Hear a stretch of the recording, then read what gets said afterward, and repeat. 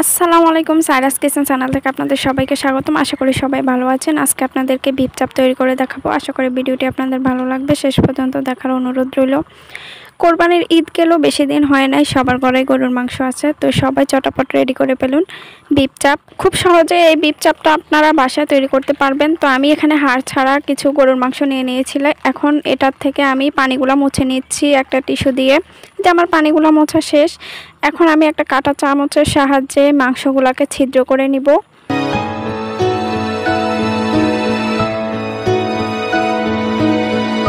এই বিফ চাপগুলো কিন্তু লুচির সাথে খেতে কিন্তু খুবই মজাদার। আপনারা অবশ্যই বাসায় ট্রাই করবেন, আর আমার চ্যানেলটাকে অবশ্যই সাবস্ক্রাইব করে আমার পাশে থাকবেন।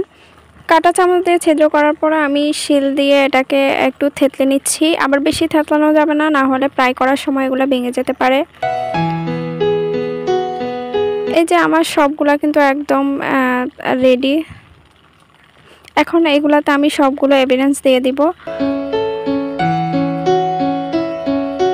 তো এখানে আমি প্রথমে দিয়ে দিচ্ছি রসুন বাটা, আদা বাটা, তারপর হচ্ছে লেবুর রস, পেঁপে বাটা, কাঁচা পেঁপে বাটা দিচ্ছি আমি খোসা সহ, কারণ এটা দিলে মাংসটা একটু সফট লাগবে। তারপরে দিয়ে দিলাম ভাজা জিরে গুঁড়ো, গোলমরিচ গুঁড়ো, তারপর এটা হচ্ছে সরিষা বাটা, সয়া সস, মরিচ গুঁড়ো, পরিমাণ মতো লবণ।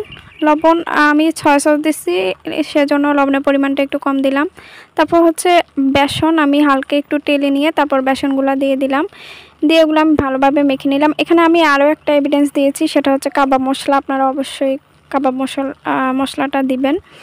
তারপর হালকা একটু তেল দিয়ে মেখে নিয়েছি। এখন আমি এটাকে 4 ঘন্টার জন্য রেস্টে রেখে দিয়েছি। এই যে এখন 4 ঘন্টা পর আমি এগুলাকে ফ্রাই করে নিব, সেজন্য আমি কড়াইতে তেল দিয়ে দিলাম একটা একটা করে।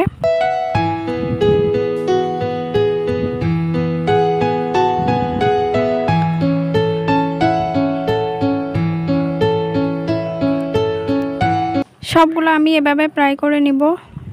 এই যে আমার ভাজা কিন্তু হয়ে আসছে। এভাবে আমি সবগুলো ভেজে নিয়েছি।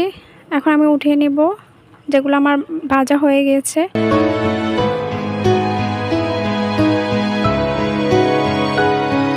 লুচির সাথে কিন্তু এই বিফ চাপটা খুবই মজাদার, খুবই সুস্বাদু। আপনারা অবশ্যই বাসায় ট্রাই করবেন। এটা কিন্তু অনেকটাই সফট হয়েছে। অবশ্যই আমার ভিডিওটা লাইক, কমেন্ট, সাবস্ক্রাইব